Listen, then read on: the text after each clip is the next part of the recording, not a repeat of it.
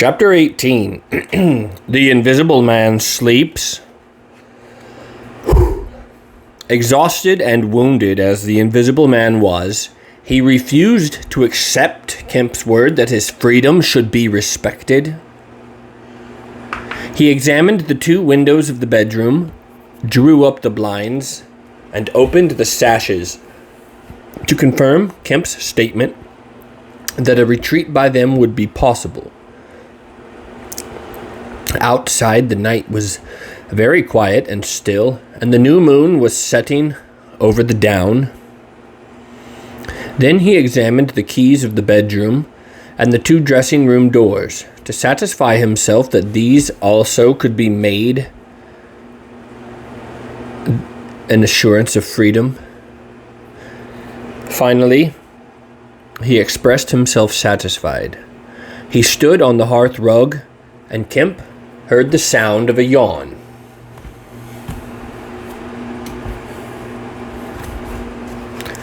"I am sorry," said the Invisible Man, "if I cannot tell you all I have done tonight, but I am worn out. It's grotesque, no doubt. It's horrible.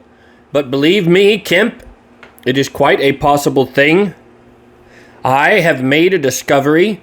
I meant to keep it to myself. I can't. I must have a partner. And we can do such things, but tomorrow. Now, Kemp, I feel as though I must sleep or perish." Kemp stood in the middle of the room, staring at the headless garment. "I suppose I must leave you," he said.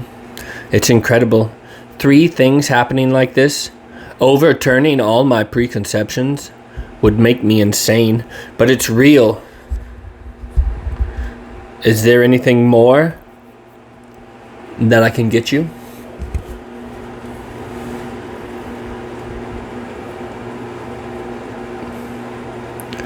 "Only bid me good night," said Griffin.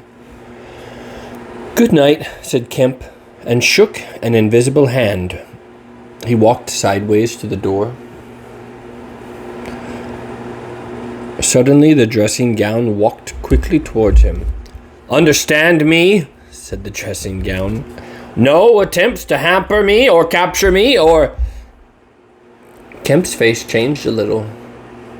"I thought I gave you my word," he said. Kemp closed the door softly behind him, and the key was turned upon him forthwith. Then, as he stood with an expression of passive amazement on his face, the rapid feet came to the door of the dressing room, and that, too, was locked. Kemp slapped his brow with his hand. "Am I dreaming? Has the world gone mad? Or have I?" He laughed and put his hand to the locked door. "Barred out of my own room? By a flagrant absurdity?" he said. He walked to the head of the staircase, turned, and stared at the locked doors. "It's a fact," he said. He put his fingers to his slightly bruised neck. "Undeniable fact. But—" He shook his head hopelessly, turned, and went downstairs. He lit the dining room lamp, got out a cigar, and began pacing the room. Now and then he would argue with himself. "Invisible," he said. "Is there such a thing as an invisible animal? In the sea, yes, thousands, millions. All the larvae, all the little naupli and tornare, all the microscopic things, the jellyfish. In the sea, there are more things invisible than visible. I never thought of that before. And in the ponds, too. All those little pond life things, specks of colorless, translucent jelly. But in the air, no, it can't be. But after all, why not? If a man were made of glass, he would still be visible. His meditation became profound. The bulk of 3 cigars had passed into the invisible, or diffused as white ash over the carpet before he spoke again. Then it was merely an exclamation. He turned aside, walked out of the room, and went into his little consulting room and lit the gas there.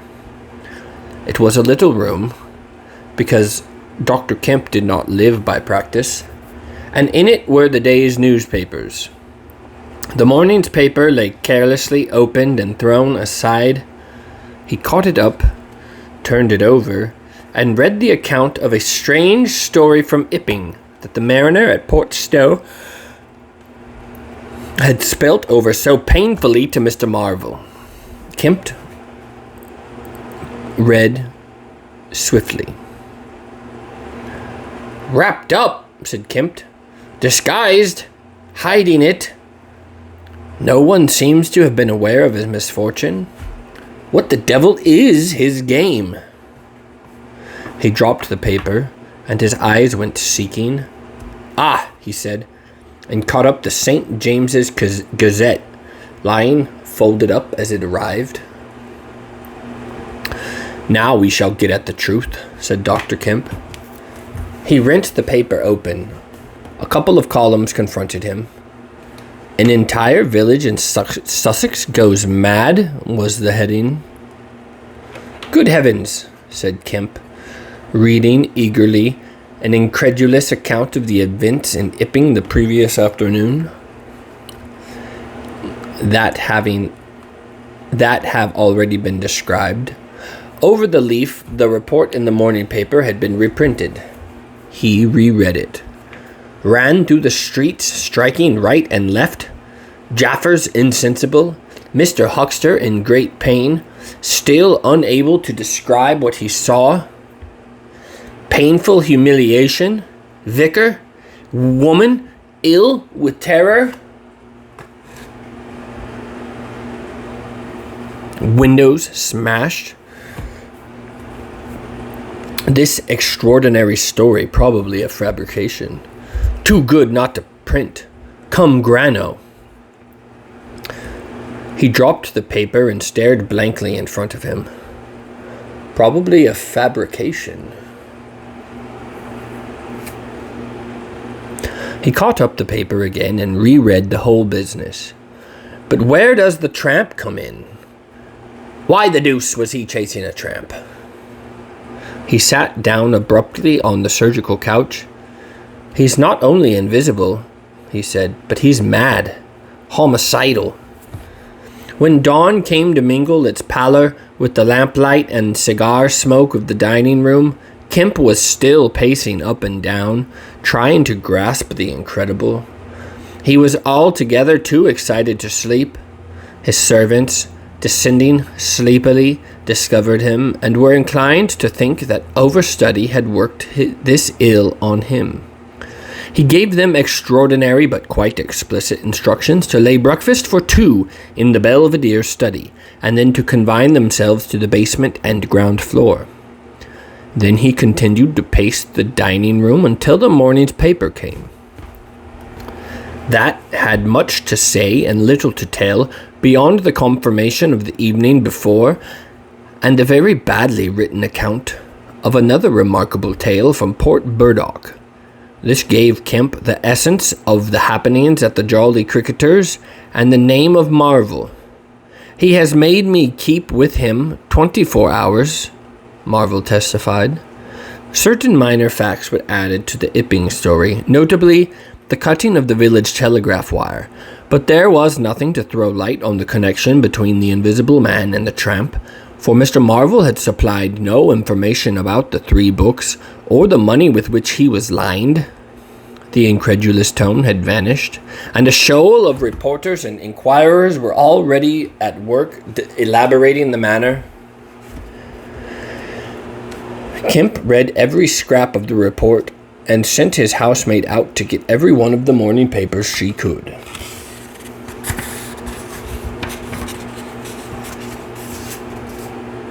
"He is invisible," he said, "and it reads like rage growing to mania, the things he may do. the things he may do, and he's upstairs, free as the air. What on earth ought I to do? For instance, would it be a breach of faith if I... No.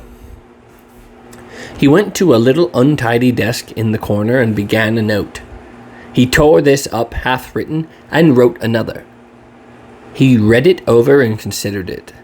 Then he took an envelope and addressed it to Colonel Oddie, Port Burdock.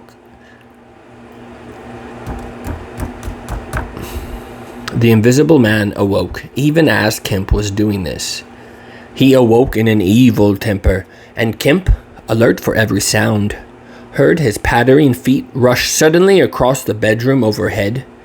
Then a chair was flung over, and the wash-hand stand tumbler smashed.